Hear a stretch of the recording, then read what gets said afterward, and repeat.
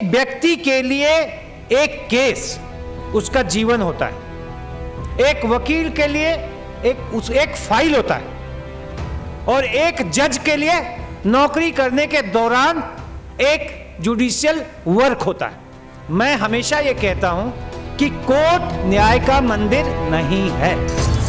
गौर से सुनिएगा, वो संत रास नहीं आया सत्ता को, लेकिन जेल में सत्ता नहीं भेजती है। आप सांस लेते हैं और मुर्दों की तरह जीते हैं, आप जिंदा नहीं हैं, चाहे किसी के भी शासन हो। आखिर जब भी आप देखें, आज ये एडमिटेड फैक्ट है कि 80% जो जजेज हैं हाई कोर्ट और सुप्रीम कोर्ट के, वो कुछ परिवार से हैं, उसी पार्टी के विचारधारा या उसके सेवा किए हुए लोग हाई कोर्ट और सुप्रीम कोर्ट के जज बन जाते हैं। ये ऐसा ताना बाना है जो पूरे करप्शन का सूत्रधार भी है और इनका बाप भी है। सीधा मैं जुडिशियरी पे आता हूं। मुद्दा जुडिशियरी का है, हालांकि सारे मुद्दे एक तरफ से हैं। ये सब गोद के बच्चे हैं। ध्यान रखिएगा, हमारे एक पुराने प्रवक्ता साहब ने कहा कि ब्यूरोक्रेट्स जब रिटायर हो जाते हैं तो ब्यूरोक्रेट्स अच्छा काम करते हैं। सत्ता में रह के सत्ता को बर्बाद करने वाले का लोभ देखिए कि सत्ता के बाद भी सत्ता में ही घुसे रहते हैं, आपको कुछ नहीं मिलने वाला है वहां से, और इस तरीके से आपको हमेशा बर्बाद ही किया जाएगा। जुडिशियरी के आज हमारा एक संत, आज हमारा, मैं तो करप्शन और जुडिशियरी पे बाद में आऊंगा। देखिए, करप्शन के बारे में आपको कैसे पता चलता है? आम लोगों को तो जुडिशियल करप्शन के बारे में पता ही नहीं चलता है, लेकिन जब आपको पता चलेगा तो कुछ कुछ ऐसे ऐसे मुद्दे होते हैं जिससे आपको पता चलेगा।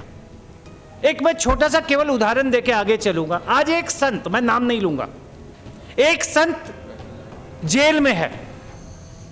केवल इसलिए जेल में है क्योंकि वो संत रास नहीं आया। गौर से सुनिएगा, वो संत रास नहीं आया सत्ता को, लेकिन जेल में सत्ता नहीं भेजती है। एक ऐसा सिस्टम है जिसको हम जुडिशियरी कहते हैं, जुडिशियरी ही जेल भेजती है। अब सत्ता, जुडिशियरी, इन सब में इतना घाल मेल है कि सत्ता जुडिशियरी के माध्यम से और जुडिशियरी में आने वाले लोग सत्ता के माध्यम से एक इस तरह का कॉकस बनाए हैं कि यहां पे आपको संत जेल में मिलेगा और बाकी लोग बेल पे मिलेंगे। यह हमारी जुडिशियरी की विडंबना है। मैं नाम किसी का नहीं ले रहा हूं। आपको यह सोचना होगा, आपको आखिर सोचना होगा कि जो नौकरशाह यह कहता है मीडिया में आके, अब तीसरा मैं मीडिया में आके कहता है कि संत के खिलाफ कुछ नहीं है, रेप का मुकदमा नहीं है, बाद में रेप पे वो कार्रवाई होती है। जो बाद में किताब में कहता है कि हम उस संत के प्रभाव को कम नहीं कर सकते, क्यों? कि लोगों में उसके प्रति बहुत भावना है, तो पहले संत को मीडिया में डाउन करो, जिसके लिए एक पूरा कॉकस लग जाता है मीडिया में वीडियो को फैब्रिकेट करके कुछ कुछ कहने में, और उसके बाद 13 साल तक अनट्रेस रिपोर्ट और चार्जशीट नहीं फाइल होती है। मैं केवल एक ये मुद्दा इसलिए ला रहा हूं कि ये सारा एक सिस्टम जो है करप्शन से जुड़ा हुआ है। अब आइए, जुडिशियल करप्शन क्या होता है? मैं एक उदाहरण के बाद सीधा करप्शन पे आता हूं। आखिर मकान बनाने वाला मकान में क्यों नहीं होता? शिक्षा देने वाला शिक्षा के इंस्टीट्यूट में का मालिक क्यों नहीं होता? जो डॉक्टर से हॉस्पिटल चलता है वो हॉस्पिटल का मालिक क्यों नहीं होता? जो वकील ट्रायल कोर्ट या एसडीएम के कोर्ट में कानून की पहली पहिया को घुमाकर कानून को बनाता है, वो हाई कोर्ट और सुप्रीम कोर्ट का जज क्यों नहीं होता? जिस दिन आप इस बात को जान लेंगे, उस दिन आपको समझ में आ जाएगा कि ये करप्शन क्या है और करप्शन क्यों है। जो व्यक्ति समाज के सबसे निचले धरातल पे मजबूती से जड़ को धरातल के पकड़कर खड़ा है, वो जब बढ़ेगा तो उसकी ऊंचाई इतनी ऊंची हो जाएगी कि आज जो सत्ता में बिना धरातल से जुड़े हुए लोग सूखे पत्ते की तरह उड़ जाएंगे। तो इस सूखे पत्ते की राजनीति देखिए कि उन्होंने करप्शन का वो जरिया बनाया है जो जड़ वाले लोगों को गिरा रहे हैं और आगे नहीं बढ़ने दे रहे। यही करप्शन है और वो लोग हैं जो इस करप्शन में आगे बढ़े हुए हैं। अब करप्शन एंड रिफॉर्म्स की तो जब बात आएगी, देखिए मेरा ये अपना कहा हुआ है और मैं हमेशा कहता हूं, हम सांस लेते हैं, हम जिंदा नहीं हैं।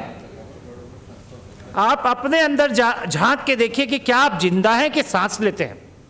आप सांस लेते हैं और मुर्दों की तरह जीते हैं, आप जिंदा नहीं हैं, क्योंकि आपको दिखता ही नहीं है करप्शन। आपको जब करप्शन की बात बताएंगे, एक डिस्ट्रिक्ट लेवल पे आ जाएं आप, आखिर एक व्यक्ति को पोक्सो की कोर्ट में रेप में 1 साल में या 6 महीने में जमानत हो जाती है। नंदा BMW केस में पूरे साल से पहले उसको बेल दे दिया जाता है। एक करप्शन में हजारों करोड़ का घोटाला कहीं चीफ मिनिस्टर का बना होता है, कोई तड़ीपार है और कुछ है, मैं नाम लिए बिना आप लोग सब समझदार हैं। कानून और कोई साक्ष्य के अभाव के बिना भी कई लोग हैं जो 20-20 साल से जेल में पड़े हुए। क्या हमारे उच्च न्यायालय को या उच्चतम न्यायालय को ये सारी चीजें सिवाय मीडिया में या कुछ स्टेटमेंट देने के अलावे नहीं मिलता? क्यों? आखिर क्यों? इसलिए कि जो ये सत्ता का ताना बाना बुना गया है, ये इस तरह से बुना गया है जिसमें ये चाहते ही नहीं है कि ताना बाना हटे, चाहे किसी के भी शासन हो। आखिर जब भी आप देखें, आज ये एडमिटेड फैक्ट है कि 80% जो जजेज हैं हाई कोर्ट और सुप्रीम कोर्ट के, वो कुछ परिवार से हैं। आखिर जब कोई आता है पार्टी, उसी पार्टी के विचारधारा या उसके सेवा किए हुए लोग हाई कोर्ट और सुप्रीम कोर्ट के जज बन जाते हैं, चाहे वो कांग्रेस हो, बीजेपी हो। तो जब आप किसी विचारधारा से जुड़ के आप जज बनते हैं हाई कोर्ट और सुप्रीम कोर्ट के, तो विचार उसी धाराओं को आप सपोर्ट करते हैं। और उसके बाद एक और चीज है, लॉलीपॉप, रिटायरमेंट बेनिफिट का लॉलीपॉप। देखिए, जब आपको करप्शन के खिलाफ लड़ना पड़ेगा किसी भी जगह पे, तो आपको बोलना पड़ेगा, आपको लड़ना पड़ेगा। राजीव खोसला जी को पता है कि हम लोगों को किस तरह से लड़ना पड़ता है। उस लड़ने के लिए जब आप बोलेंगे तो सत्ता में जुड़े हुए लोगों का आपको विरोध करना पड़ेगा, और जब विरोध करेंगे तो कभी भी आपको सत्ता का वो सुख नहीं मिलेगा, और जब सत्ता का सुख नहीं मिलेगा तो आपका जीवन बहुत तकलीफ देह होगा। इसलिए जब आप स्वराज की तरफ जुडिशियल रिफॉर्म्स में के द्वारा करप्शन के लिए बोलना शुरू करेंगे, तो क्या आप अपने जीवन में कांटों पे चलने के लिए आप तैयार हैं? जब आप कांटों पे चलने को तैयार हैं तो आप करप्शन की बात करें। देखिए, एक व्यक्ति के लिए एक केस उसका जीवन होता है, एक वकील के लिए एक फाइल होता है, और एक जज के लिए नौकरी करने के दौरान एक जुडिशियल वर्क होता है। मैं हमेशा ये कहता हूं कि कोर्ट न्याय का मंदिर नहीं है। ये मेरा है कि courts are just a building. सबसे पहले तो आप ये सोच के चलते कि कोर्ट एक न्याय का मंदिर है, बिल्कुल नहीं। कोर्ट एक बिल्डिंग है, और जजेस, जस्टिस नहीं, जजेस। ये आप सोचते हैं कि ये न्याय देने वाले, तो इस मिथ को खत्म कर दीजिए। वो ऑफिसर्स है, गवर्नमेंट एम्प्लॉय आज के डेट पे हो चुके हैं। और उससे भी बड़ी चीज है जो मैं अब आता हूं तीसरा, कानून पे। कानून का ताना बाना और कानून के लैंग्वेज इतने कठिन शब्दों में लिखे गए हैं कि आम आदमी को वो समझ में ही नहीं आता है। और उसका मैं आपको सिंपल एग्जांपल देता हूं कि यदि आप किसी जमीन के मालिक हैं और आपके पास उसकी पक्की रजिस्ट्री है, और आप पे कोई कब्जा कर लिया, और आप कोर्ट को जाके कहते हैं कि ये मेरी रजिस्ट्री है, और आपका वकील समझदार नहीं है, और वो रजिस्ट्रार से ओरिजिनल डीड यदि संबंध नहीं कराया गया, तो आपकी ओरिजिनल सेल डीड होने के बावजूद भी आप उस कानून के ताने बाने के चलते उस जगह को वापस नहीं ले सकेंगे। और आप मालिक के कागजात होने के बाद भी यह कानून का ताना बाना है। आपके पास यदि आपका क्रिमिनल केस है, आज की डेट पे मैं एज ए क्रिमिनल लॉयर आपको कह सकता हूं कि 90% जो सजा होती है, उस 90% में सजा का जो मेन कारण है वो वकीलों के द्वारा गलत पूछे सवाल है। पीपी साहब हमारे बैठे हुए हैं, ये पुराने हैं, उनको पता है, बड़े खुश हो जाते हैं जब डिफेंस काउंसिल शुरू करता है बोलने के लिए, और वो जब सवाल पूछने लगता है, आपको जब पीपी साहब कुछ ना बोलते दिखे और कोने में बैठे दिखे, समझ जाइए वकील साहब का काम बढ़िया नहीं चल रहा है। क्योंकि जहां चुपता सवाल आया, कोने में बैठे पीपी साहब बिल्कुल पूरे ताकत से आ जाएंगे, नहीं ऐसा नहीं होगा। तो 90% तो प्रोसिक्यूटर का काम। अब आप देख लीजिए, ये करप्शन केवल पैसे का करप्शन नहीं होता है। आप अपने वकील के सामने अपने फाइल को लेके गए हैं और वो वकील यदि आपका कॉम्पिटेंट नहीं है और वो सही तरीके से काम नहीं कर रहा है, तो ये मेंटल करप्शन है। तो जुडिशियल सिस्टम में दो तरह के करप्शन हैं, एक करप्शन वो जो पैसे से है और दूसरा मेंटल करप्शन एंड तीसरा इनकॉम्पिटेंसी करप्शन। अब इसमें कई स्टेजेस हैं, रिफॉर्म्स एंड करप्शन। देखिए, कानून पार्लियामेंट बनाती है, उसका इंटरप्रिटेशन जुडिशियरी करती है, उसको समाज में लागू करने वाला एग्जीक्यूटिव है, और वो लागू करके जब कोर्ट में आता है तो वहां के 3 स्टेक होल्डर्स हैं क्रिमिनल केसेस में, प्रोसिक्यूटर, जज एंड वकील। ये ऐसा ताना बाना है जो पूरे करप्शन का सूत्रधार भी है और इनका बाप भी है। अब देखिए, जब तक आप अपने के खुद को कमी नहीं देखेंगे तो करप्शन को आप दूर कर ही नहीं सकते। और इसमें सबसे बड़ा जिम्मेवार करप्शन में, जुडिशियल करप्शन में सबसे बड़ा जिम्मेवार कौन है? आप कहेंगे पार्लियामेंट, मैं कहूंगा नहीं। आप कहेंगे हाई कोर्ट सुप्रीम कोर्ट जज, मैं कहूंगा नहीं। आप कहेंगे प्रोसिक्यूटर, मैं कहूंगा नहीं। आप कहेंगे ट्रायल कोर्ट जजेस, मैं कहूंगा नहीं। तो आप पूछेंगे कौन? तो मैं कहूंगा कि ये करप्शन का सबसे बड़ा जिम्मेवार हम लॉयर्स हैं। We are responsible. क्यों? क्योंकि ये बोलने में हिम्मत चाहिए, क्योंकि कस्टोडियन ऑफ लॉ जो है वो सुप्रीम कोर्ट बेशक नाम से हो, लेकिन एक्चुअल कस्टोडियन ऑफ लॉ जो है वो लीगल फ्रेटर्निटी है। और लीगल फ्रेटर्निटी में भी कौन जिम्मेवार? हमारे बार एसोसिएशन और बार काउंसिल ऑर्गेनाइजेशंस। उनका काम यह है कि जुडिशियल सिस्टम के एज ए गार्जियन उनको यह देखना पड़ेगा कि सिस्टम में यदि बार एसोसिएशन मजबूत हो जाए और बार एसोसिएशन के लीडर मजबूत हो जाएं, तो मैं आपको दावे से कह सकता हूं कि कोर्ट के जजेस की हिम्मत नहीं होगी ट्रायल कोर्ट में कि वो करप्ट हो जाए। लेकिन अनफॉर्चुनेट गार्जियन फेल हो गया। लेकिन देखिए, मेरी बात यहीं नहीं रुकेगी। अब बात आएगी कि उन्हें चुनता कौन है।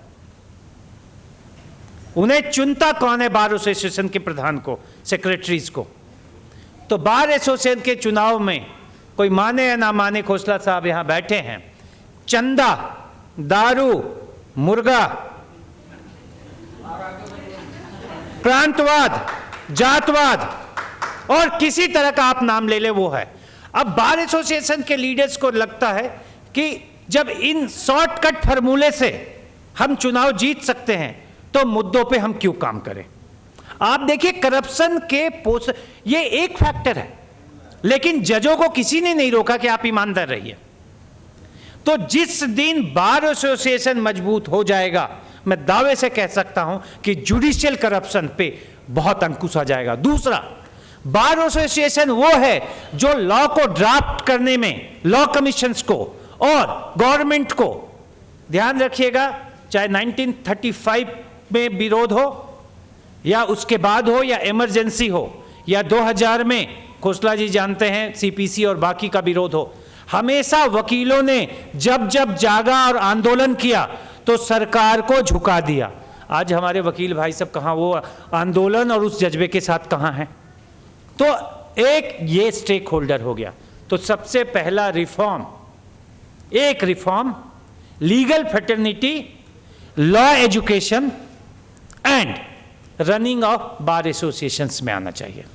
ट्रांसपेरेंसी के साथ, और उसके लिए सबसे पहला जरूरत है कि हम लॉयर ईमानदार हों। नाउ द सेकेंड स्टेज, आप लोगों को पता भी नहीं होगा, आपको बता दूं आपके जानकारी में, दिल्ली हाई कोर्ट या हर हाई कोर्ट में 2 ट्रेनें जाती है नीचे से।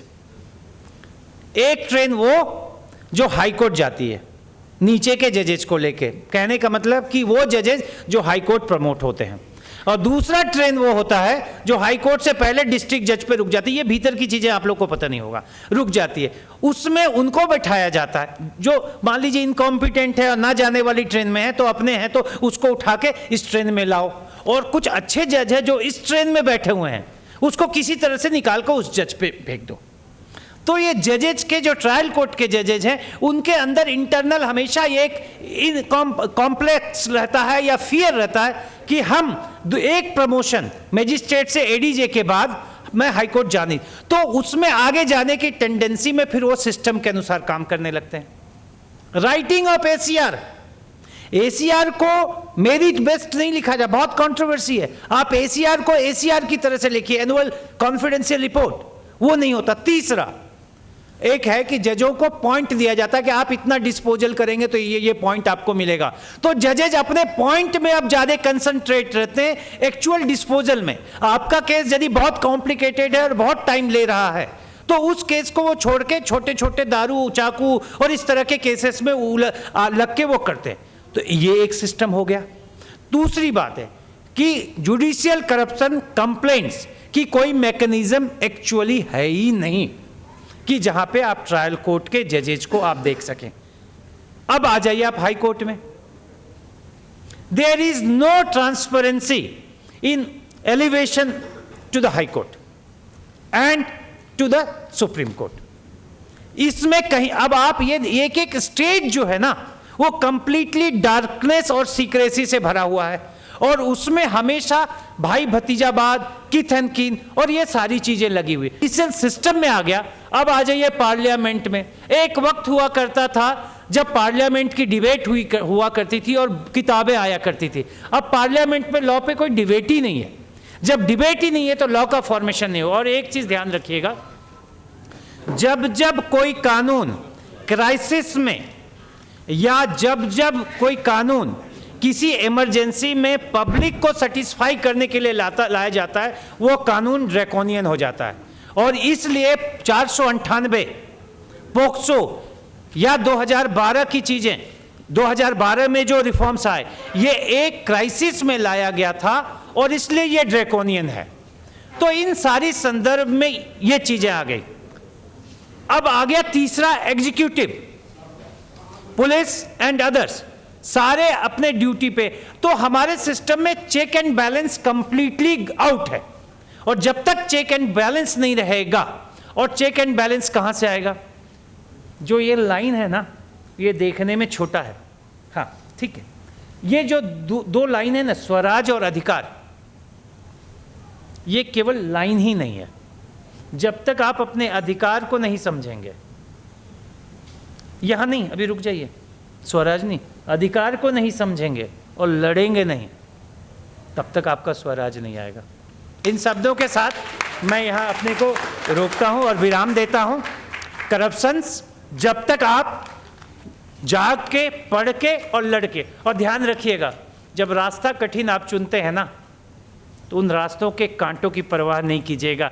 आपके पैर से हर वो निकले हुए खून जो कठिन रास्ते में आपके पैरों से निकले, उसे अपने माथे का तिलक बना के ताज की तरह बोलते रहिए। और ध्यान रखिएगा, राक्षसों की परीक्षा कभी नहीं होती। और साथ में अपनी ये मैंने मेरे लाइफ का ये जितने चीज़ें मैं अपनी जीवन की ज़रूरतों को इतना कम कर दीजिए कि इस तरह के युद्ध में जब आप निकलें तो आपके जीवन की ज़रूरतें आपके रास्ता का बाधक न बने। धन्यवाद।